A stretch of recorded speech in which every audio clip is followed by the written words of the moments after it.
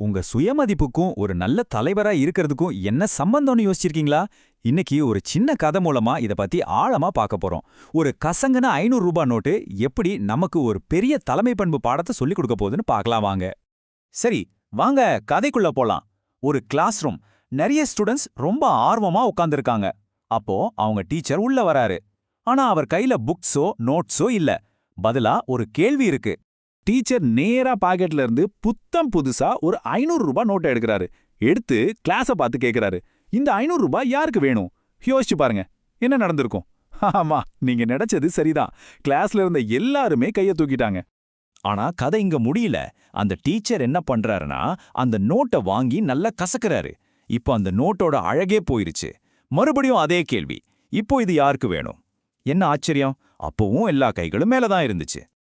இதுக்கப்புறம் அவர் செஞ்சதுதான் இன்னும் ஒரு படி மேல. அந்த நோட்டை கீழே போட்டு அவரோட ஷூவால நல்லா மிதிக்கிறாரு. இப்போ அந்த நோட்டு கசங்கி அழுக்காகி பார்க்கவே ரொம்ப பரிதாபமா இருக்கு. இப்போ அந்த கசங்கி போன அழுக்கான நோட்டை கையில எடுக்கிறாரு. 3வது தடவையா அதே கேள்வியை கேட்கிறாரு. இப்போ சொல்லுங்க, இது யாருக்கு வேணும்? நம்ப முடியுதா? ஒருத்தர் கூட கையை கீழே இறக்கல. எல்லாருக்கும் அந்த ரூ. 500 நோட்டு வேணும்.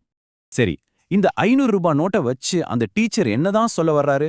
இந்த சின்ன ஆக்டிவிட்டிக்கு பின்னாடி ஒரு ரொம்ப ஆழமான பாடம் இருக்கு. அப்பதான் அந்த டீச்சர் அந்த ரகசியத்தை உடைக்கிறாரு. அவரு சொல்றாரு, நான் இந்த நோட்டை எவ்ளோ கசக்குனாலும் மிதிச்சாலும் இதோட மதிப்பு ரூ. 500 தான், அது குறையவே இல்ல. அதே மாதிரி தான் நீங்களும். உங்க வாழ்க்கையில எவ்ளோ கஷ்டங்கள் வரலாம், நீங்க எத்தனையோ தடவை கீழே விழலாம். ஆனா ஒன்னே ஒண்ணு மட்டும் ஞாபகம் வச்சுக்கோங்க, உங்க மதிப்பு என்னைக்குமே குறையாது. உங்க சுயமரியாதையை மட்டும் யாருக்காகவும் எதுக்காகவும் விட்டு கொடுத்துறாதீங்க. அப்போ இந்த கதையோட ஆணிவேரு சுயமரியாதை தான். ஒரு நல்ல தலைவரா உருவாகிறதுக்கு இந்த சுயமரியாதைங்கிற குணம் எவ்வளோ முக்கியம்னா நம்ம இப்ப பார்க்க போறோம். சுயமரியாதைனா என்ன? அது நம்மளோட உள்ளார்ந்த மதிப்பு.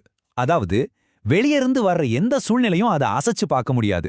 இதுதான் ஒரு உண்மையான தலைவனுக்கான அஸ்திவாரம். ஓகே, நம்மளோட மதிப்பை நாம புரிஞ்சுக்கிட்டோம். இதுக்கப்புறம் என்ன? ஒரு தலைவரா நாம எப்படி அடுத்த கட்டத்துக்கு போறது?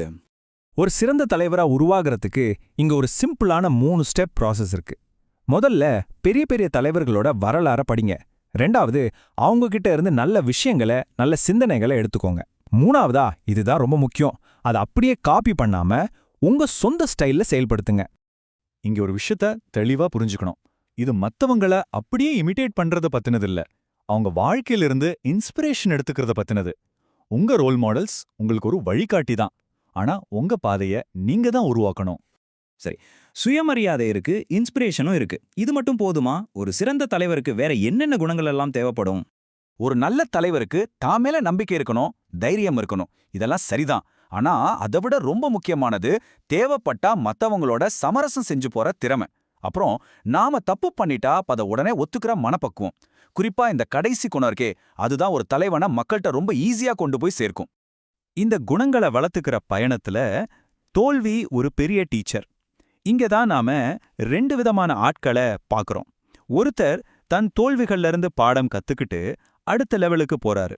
இன்னொருத்தர் தனக்கு வர வாய்ப்புகளை கண்டுக்காம, தன்னோட திறமைகளை வளர்த்துக்காம இருந்த இடத்துலயே நின்னுடுறாரு. நீங்க எந்த பக்கம் இருக்க போறீங்க? சரி, நாம நம்ம மதிப்பை புரிஞ்சுக்கிட்டோம், மத்தவங்க கிட்டேந்து கத்துக்கிட்டோம். இப்போ ஒரு தலைவரோட உண்மையான இறுதி நோக்கம் என்னவா இருக்கணும்? எப்பவும் கத்துக்கிட்டே இருக்கிறதுக்கு ஒரு சூப்பரான மனநிலையை வளர்த்துக்கோங்க. அதாவது நீங்க சந்திக்கிற ஒவ்வொரு மனுஷங்கிட்ட இருந்தும் ஒரு நல்ல விஷயத்தை கத்துக்க முடியும்னு நம்புங்க. ஒருத்தர்கிட்ட பேசினா ஒரு நல்ல விஷயம், 100 பேர்கிட்ட பேசினா 100 நல்ல விஷயங்களை நீங்க கத்துப்பீங்க. இப்படி பார்த்தா உங்க வளர்ச்சிக்கு முடிவே இல்ல. இதெல்லாம் கடைசியா நம்மள ஒரு ரொம்ப முக்கியமான கேள்வி கிட்ட கொண்டு வந்து நிறுத்துது. நீங்க யாருக்கு முன்னுதாரணமா இருக்கீங்க? ஏன்னா தலைமை பண்புங்கிறது வெறும் பதவி, அதிகாரம் பத்தினது இல்ல. இறுதியா நாம மனசுல நிறுத்திக்க வேண்டிய விஷயம் இதுதான். நீங்க உங்க சுயமரியாதைய கெட்டியா புடிச்சுக்கிட்டு தொடர்ந்து கத்துக்கிட்டே இருக்கும்போது, நீங்க அறியாமலே உங்களை சுத்தி இருக்கிற பல பேருக்கு ஒரு இன்ஸ்பிரேஷனா மாறுறீங்க. உங்க வாழ்க்கை மத்தவங்களுக்கு ஒரு பாடமா மாறுது. அதுதான் உண்மையான தலைமை.